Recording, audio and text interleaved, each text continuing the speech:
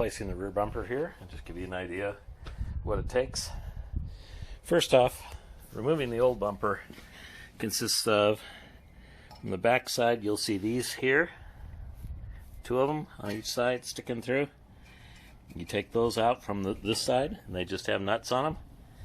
And then you have to take your license plate off, and behind your license plate are 2 more bolts right here and here that you'll take out through the back. So 4 out from there.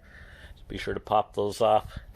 And here it is, the plastic wonder of your entirely plastic bumper.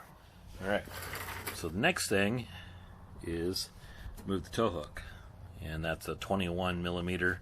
These are 16, the bumper ones. Now I'm going to be putting a rugged ridge one in, and they have their own mounts that are going to use these and these to mount the bumper to. So it's going to reinforce this plate and come off of this plate.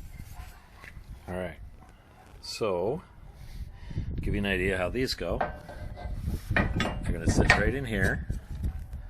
So it reinforces here and here. If you notice, there's a nice angle bracket brace here welded on, and here. So as far as side-to-side movement off the frame, this rear mount is being reinforced. Not only that, the thickness is being doubled on all the mounting points, both on the frame and on this plate here. So that's just adding to the sturdiness, and they do that on both sides. So instead of just using the factory mounts, they've got this really heavy duty. Alright, to give you an idea of the hardware, you have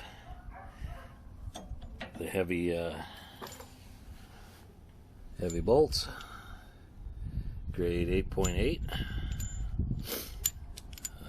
zinc, and then they have heavy washers on the top, and on the inside another heavy washer and nylocks. So you put in 2 of these each here and on each side. Alright, so there you go. That's what they look like.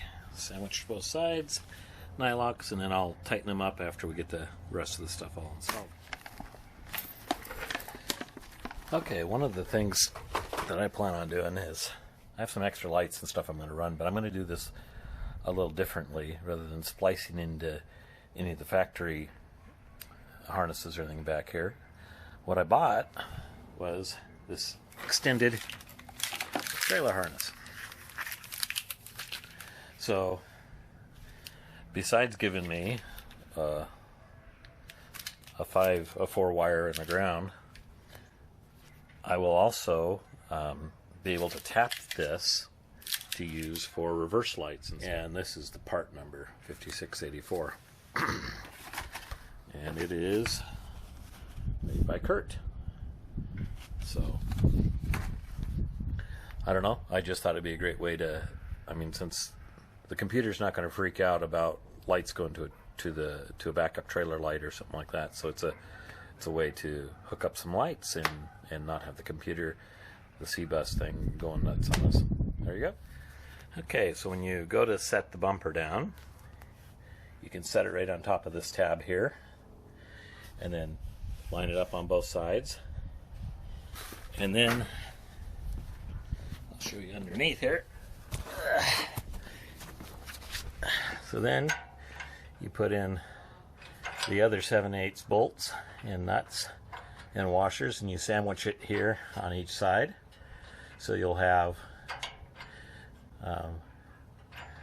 4 total, 2 on each side, holding this to the bracket, which holds it to the Gladiator. So there we go, there's a start. I'll get those tightened up, and then I'll show you some of the next stuff. Alright, so this is the way the bumper fits across the back. It's all tightened up and all level. It didn't take a lot of measuring to get it level. I'm going to do the wiring and get the got a different type of lights to go on for the tail lights. In case you're wondering, this is for your high left jack. It's a jacking point. It's reinforced on the top, so you can put a high lift jack in there and jack. I'll show you this too. So that's how close it is using the LOD sliders with a rugged ridge bumper. It matches pretty close. It's just a little bit of space between them, and if you wanted, you could easily bolt the two together. Just drill.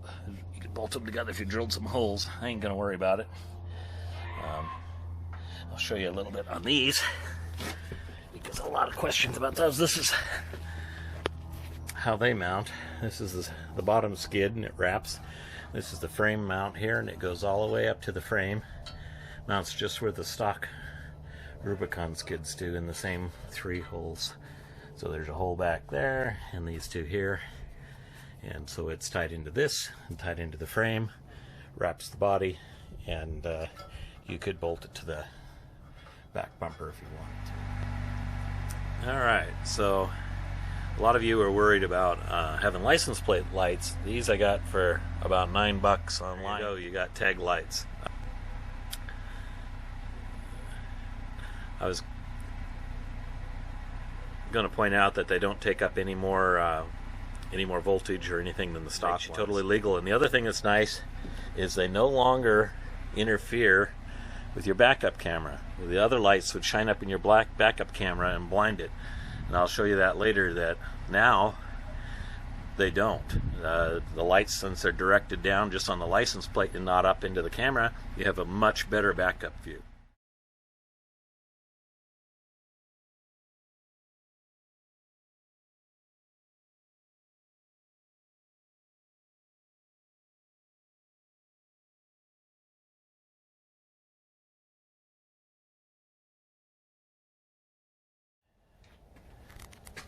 Are LEDs, and I'm gonna wire them into my reverse light to get some extra, and then I have 2 more shooting down from the other side, so